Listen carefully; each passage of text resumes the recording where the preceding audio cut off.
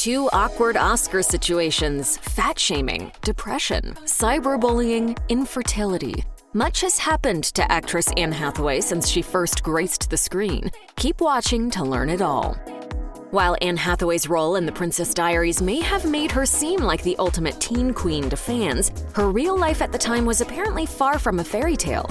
People reported that during her adolescence, Hathaway suffered from depression and anxiety, but wasn't willing to take medications to treat it. She may have regretted that decision, though. She later reflected to Tatler about her old self, saying, "I am sorry she was hurting for so long." It appears Hathaway dealt with a lot of internal struggles growing up. She revealed on ABC News' Popcorn with Peter Travers, "I disliked myself so intensely. It was just a mindset. I didn't know how to love myself, which meant I didn't know how to love anybody."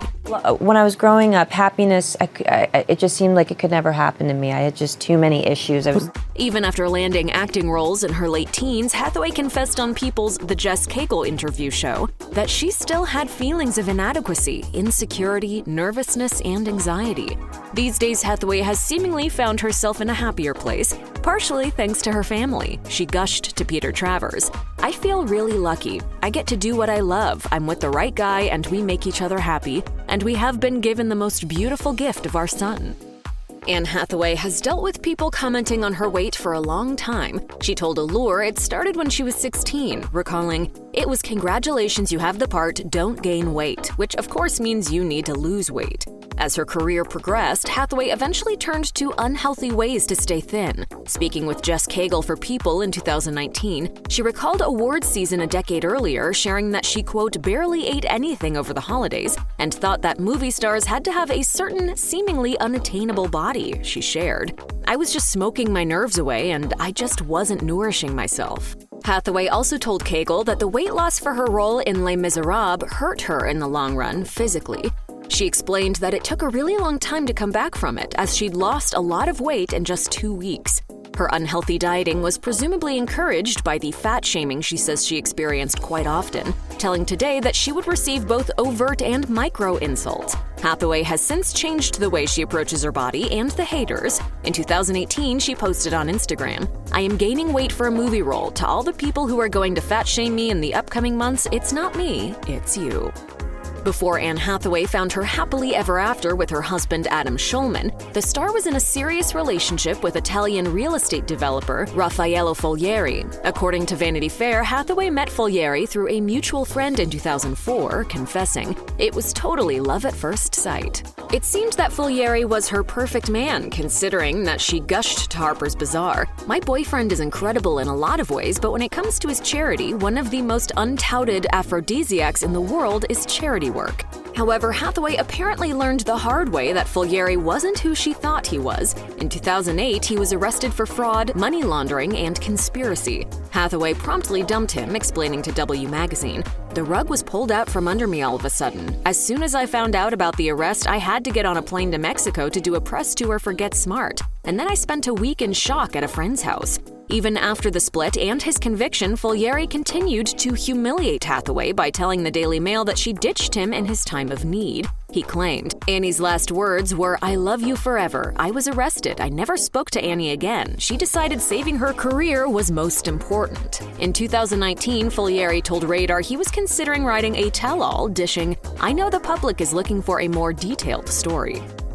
It's safe to say that the early 2000s were good for Anne Hathaway, thanks to a string of high-profile movie roles in The Devil Wears Prada, Brokeback Mountain, and other projects. Yet things took a major turn in 2013 after she accepted an Academy Award for her role in Les Miserables. According to the New York Post, her stiff-sounding speech and ill-fitting gown resulted in people criticizing Hathaway for apparently trying too hard. Things got so bad that major publications like the New York Times and Salon covered how fans turned on Hathaway, and the term Hatha-hate was coined. Howard Stern addressed it on his show, saying, "Everyone sort of hates Anne Hathaway. She's just so affected and actressy that even when she wins an award, it all seems so scripted and acted." A blogger for Crushable took it further, writing, "I feel like she's not a real person. I find it annoying." The shade almost ruined Hathaway's career, but she continued to work and defend herself. The star explained to Harper's Bazaar that after playing Fantine in Les Miserables, she found herself still acting out the victim mentality. Hathaway reiterated to The Guardian, I kind of lost my mind doing that movie. I had to stand up in front of people and feel something I don't feel, which is uncomplicated happiness. I tried to pretend that I was happy and I got called out on it big time.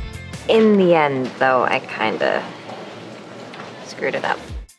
Once the Hatha-hate started, it seemed Anne Hathaway couldn't go online without facing cyberbullying. She recalled on the Ellen DeGeneres show that she had been Googling stuff with friends when the story came out, titled "Why Does Everybody Hate Anne Hathaway?" That experience hurt her deeply, and it took a lot for her to overcome the feeling that what the trolls were saying was true, she explained. I listened at first, I couldn't help it, and then I realized why I couldn't. If you don't love yourself when someone else says horrible things to you, a part of you is always going to believe them.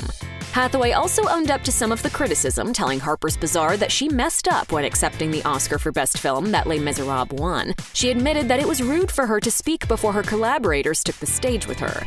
Someday I just might grow out of that, but you will never stop being a jerk.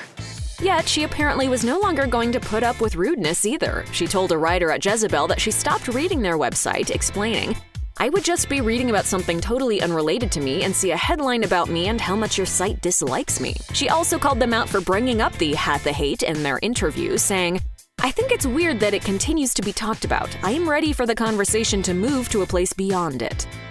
Anne Hathaway has expressed her discomfort with heavy alcohol intake while parenting, so much so that she decided to pause her drinking. Having started consuming alcohol a lot in college, it only increased over time. She said on Popcorn with Peter Travers, "It's never gotten in the way of me being able to do work, but I think it was approaching an unhealthy level." By January 2019, Hathaway revealed to Ellen that she had quit drinking for a commitment of 18 years. She explained, "I'm gonna stop drinking while my son's living in my house just because I don't totally love the way I do it." She later told Tatler about a particular incident that led to the change, a 5-day hangover after a day-to-night period of social drinking. She said, "I will never be that person who can nurse a glass of wine throughout an entire evening."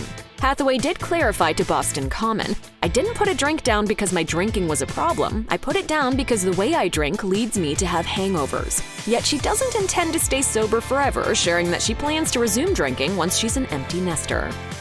Anne Hathaway had a hard time trying to conceive her second child. Because of that, once she did get pregnant, she used her announcement to let those who may be struggling with infertility know that they're not alone. She captioned an Instagram photo of her baby bump, writing, "For everyone going through infertility and conception hell, please know it was not a straight line to either of my pregnancies." Hathaway later admitted to the Daily Mail, "Each time I was trying to get pregnant and it wasn't going my way, someone else would manage to conceive. What I hated was when people would say, 'What's taking you so long?' Or they'd try to put a pretty bow on what was happening to me. I would just think, I'm fairly devastated right now, so whatever you say, I'm still going to feel that way." Hathaway explained that was why she shared her struggles with fans. She was embarrassed by her feelings, but the reactions from other women helped her the most. Hathaway told the Daily Mail, "When I said to them, 'This has happened to me, it broke my heart, it broke me,' so many of them said, 'It happened to me too,' and that was the thing that allowed me to come through it, to feel my pain without having anyone rush in to define it or cure it." Anne Hathaway has come a long way on her journey to finding self-acceptance, but it took a while for her to get there, especially since she seemingly used to be her own worst critic. As she admitted to Jess Cagle for People, "I just figured out how to say thank you to life by taking care of myself, by not apologizing for taking up space, which is not something I knew how to do 10 years ago." You have no idea.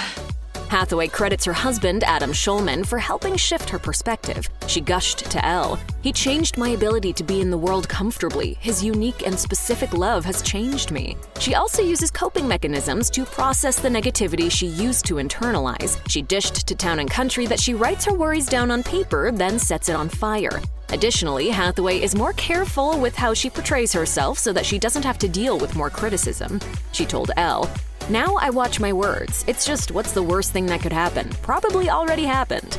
And when it comes to Hathaway's path to finding self-worth, she confessed to Cagle, "It's been a journey. I don't look that different, but I just feel like the inside has just transformed so much." You could say that the 2011 Academy Awards weren't just a blow to Anne Hathaway's thriving career, but the event almost cost her a friendship. She co-hosted that year's show alongside Pineapple Express actor James Franco for what was supposed to be a young, fresh take on the Oscars. It was a major bust, with Hathaway admitting to The Hollywood Reporter that she came across as manic and cheerleader-like, with Franco accused of being stoned.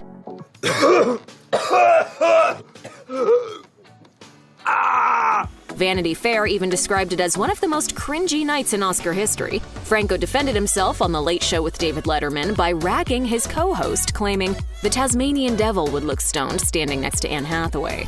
Hathaway called him out too, though, telling Harper's Bazaar, "I let James know that a whirling dervish is a more flattering comparison than a Tasmanian devil." Franco later told Howard Stern that he and Hathaway had made amends despite the nasty critics. Though Hathaway managed to rebound from the ordeal, she regretted not going with her gut. She told People, "I turned that gig down and James is the one that convinced me to do it. When all the dust settled, I was just like, you've got to be kidding me."